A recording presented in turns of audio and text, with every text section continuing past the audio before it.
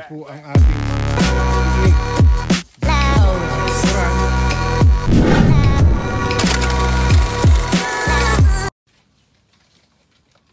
isang masayang araw po. Intervention muna tayo sa ating mga alaga. Ito po ang ating mga biik dito sa likuran o ng ating second breeding pen. Nakapunan na po natin ang mga ito at nataruhan ng ivermectin.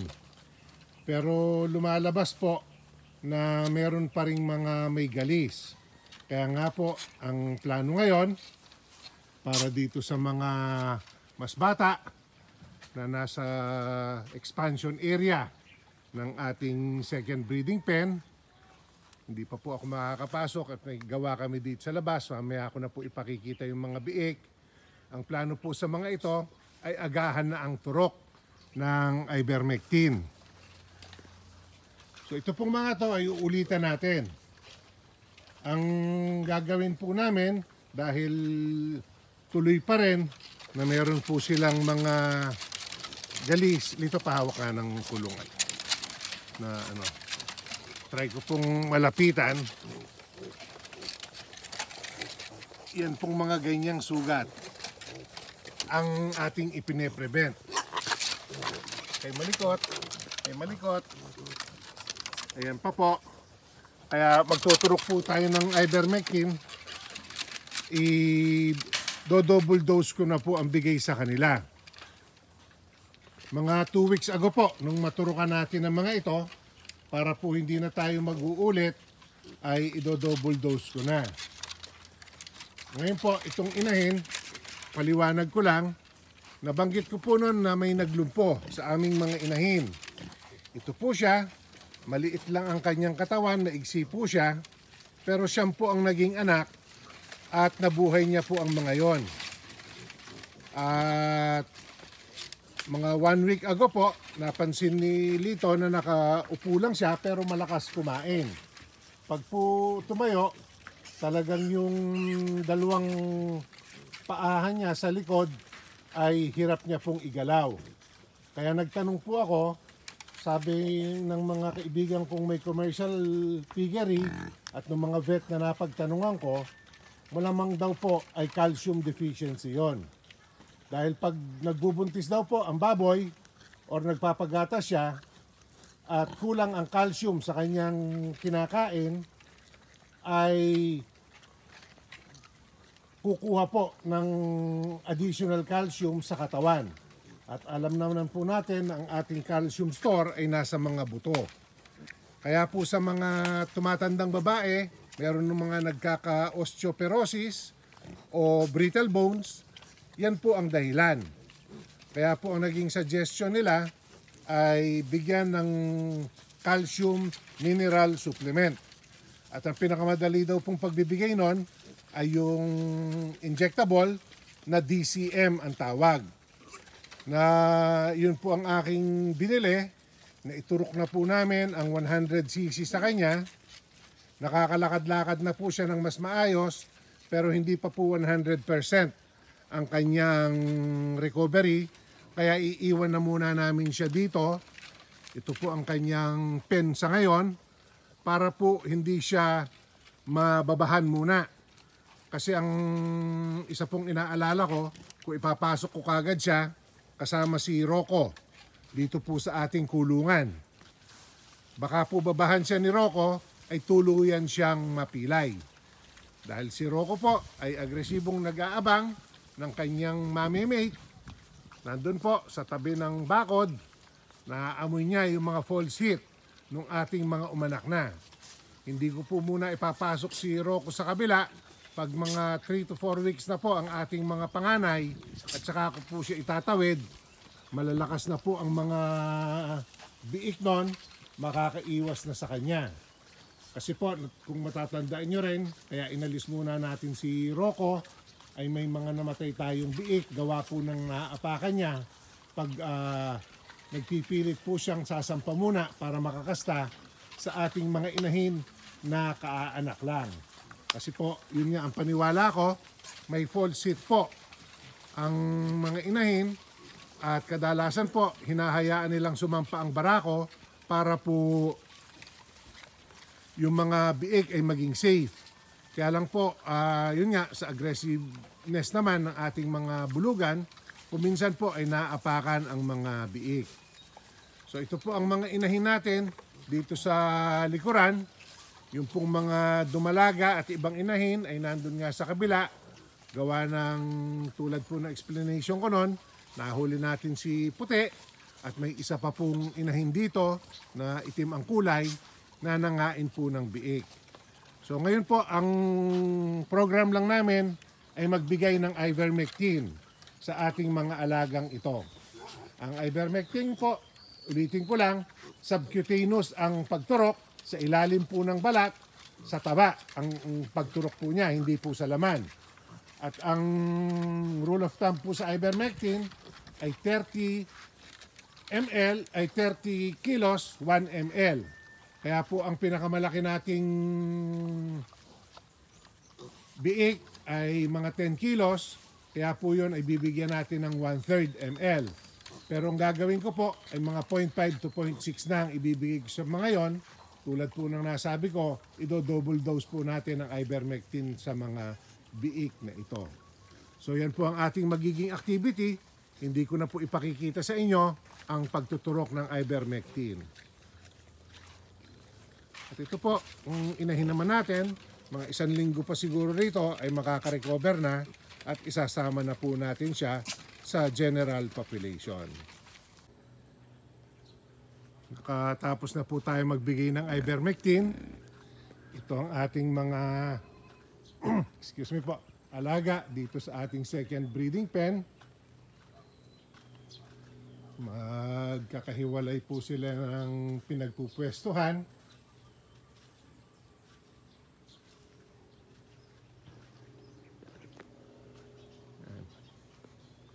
Balik na po dito sa may silungan ng ating mga biik. Naturokan na po natin lahat. 0.4 to 0.6 po ang ibinigay kong ivermectin. 4 to... Yan po si Nanay Puti. Nagpapadede naman. 4 to 10 kilograms po ang ating mga biik dito. At binigyan ko po ng 0.4 to 0.8 ml kada biik. Yun naman po kanilang galis o buni ay natutuyo-tuyo na. Kaya lang po, para makasigurado tayo na talaga pong tuluyan ng mawawala, kaya po nag-second dose tayo ng ivermectin. So ayan po, karamihan ng mga matatandang baboy dito ay nakaanak na. May iilan na lang po na inaabangan kaming aanak pa. At pag nagpakita po ng simptomas na magpupugad ang mga yon, ay itatawid po natin dito sa kabila. So yan po, ito ang huling grupo ng ating mga inahin at mga biik.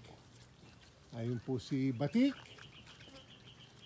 si Tanso, at si Pula ay magkakasama po rito sa ating kulungan, sa grupo pong ito.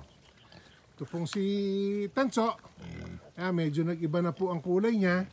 Nung una po ay medyo talagang distinct yung kanyang pagkakatanso.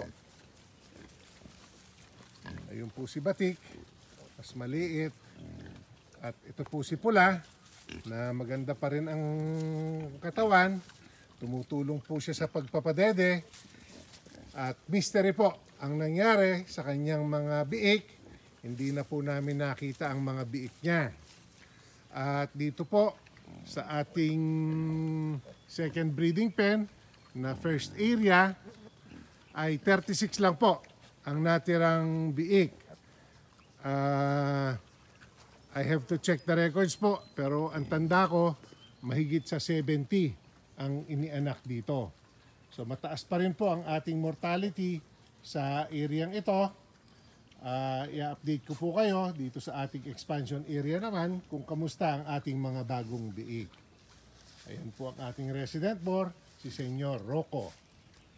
Tawid po ako doon sa kabilang kulungan. Dito naman po tayo sa ating expansion area. Naggagagala na po yung inahin na dito umanak sa ating sulok ng pakainan.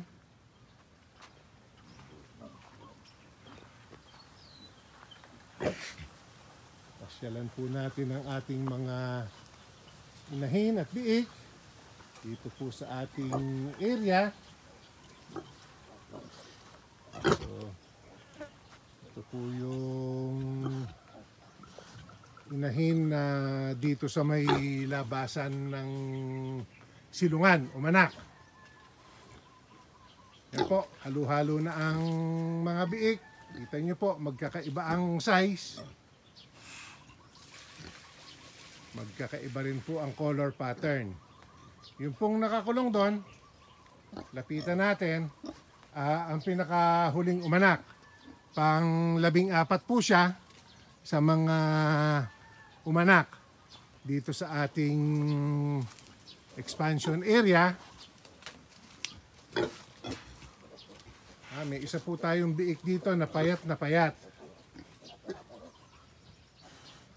Susubukan ko pong pabigyan ng supplemental na gatas. Total po, meron pa naman tayong nabili nung milk replacer. So ayan po siya. 1, 2, 3, 4, 5, 6, 7, 8 po ang nakikita kong mga biik, pero yun may nagtakbuhan pa sa likod. So more than 8 po ang anak ng inahin na ito. Puro po itim na yung iba po ay may karamihan ay may medyas. Medyas po ang tinatawag ng karamihan sa ganyang puti ang paa. White socks. So yan po ang pinakahuling umanak. Karamihan naman po sa ating mga biik ay masisigla na.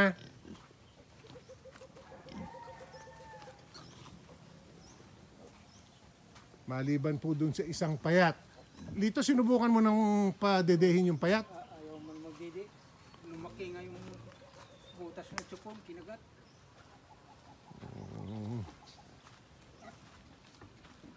So nag-try po daw si Lito, hindi niya mapadede. Ako po ang magta-try mamaya para masubukan kung paano siya mapapadede. So ito po ang ating boundary ng ating expansion at ng old breeding pen. Yan po, malapit na ring umanak ang isang ito. Bagsak na po ang tiyan. Malaki na po ang kanyang vulva. At baka po anak na within the day ito, parang nagbabasa na po. May sipon na yung vulva. Isa po yun sa sinyales na talagang malapit ng mag-anak pag nag-moist na po. At merong secretion na para pong sipon na malinaw. So hindi na po magtatagal, ay anak na yan. At ito naman po ang ating pinagkulungan sa mga biik para po mahuli nga sila kanina at ating tinurukan na ng ivermectin.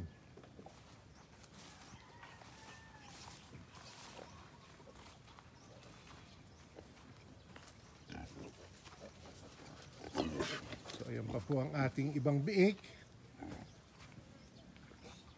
96 po ang mga biik dito sa ating expansion at 14 nga po yung nakaanak na. Sa 96 pong yon nabawasan ng 13. So 96 po ang buhay, 13 po ang ating mortality. Namatayan po kami nung malakas ang ulan na hindi po namin naiayos agad ang drainage nito. May mga nabasa po tayong biik noon. Nababad po sila sa tubig nung malakas ang ulan, kaya po malamang hina at namatay. So 96 po ang ating buhay, 13 ang ating mortality. susubukan po nating isave yung isang biik na payat doon na mukhang malakas naman po siya dahil almost 1 week na yon, kaya lang natatalo po siguro sa pagdede ng kanyang mga kapatid.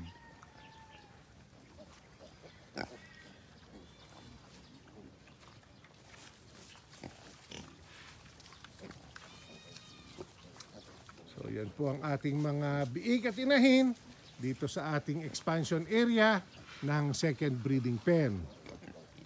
At dito naman po, tawid lang ng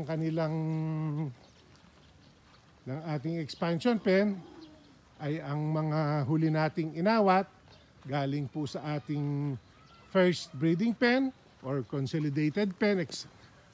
Ang mga karamihan po sa mga ito ay anak ni Mario at may ilan-ilan po na tira pa ng mga anak ni Rocco. Yung pong malaking batik na yon, mas matanda na, anak po ni Rocco yan.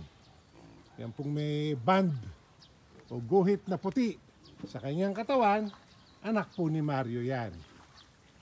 So sa mga ito po ay pipili rin tayo ng ating gagawing dumalaga para po may iba-ibang lahi ang ating dumalaga. Meron po tayong kukunin kay Rocco, meron po tayong kukunin sa mga anak ni Mario dito, at yung mga anak po ni Bobby ay pipili rin tayo sa mga ating biik dito naman sa loob. Meron po tayong 2 barako na galing sa labas, buluganin pa po. At meron din po tayong 3 kinip sa ating mga anak ni Bobby. Kaya po yung mga anak ni Bobby na buluganin, pwede natin gamitin sa mga anak ni Rocco at anak ni Mario. So ito pong mga iaanak ngayon ay mga anak pa rin ni Bobby hanggang sa umanak po si Puti ang tiyan. Si Puti po ang tiyan ang huling nakastahan ni Bobby bago siya nagkasakit at ating inialis na nga. So yung mga susunod po nun ay mga anak na ni Third. At yung pong mga susunod na iaanak dito ng mga inahin ay anak na uli ni Rocco. So yan po ang ating breeding plans para sa 4A Animal Farm at sa ating magiging breeder selection. Maraming salamat po sa inyong laging pagsama. Please share, like, and subscribe.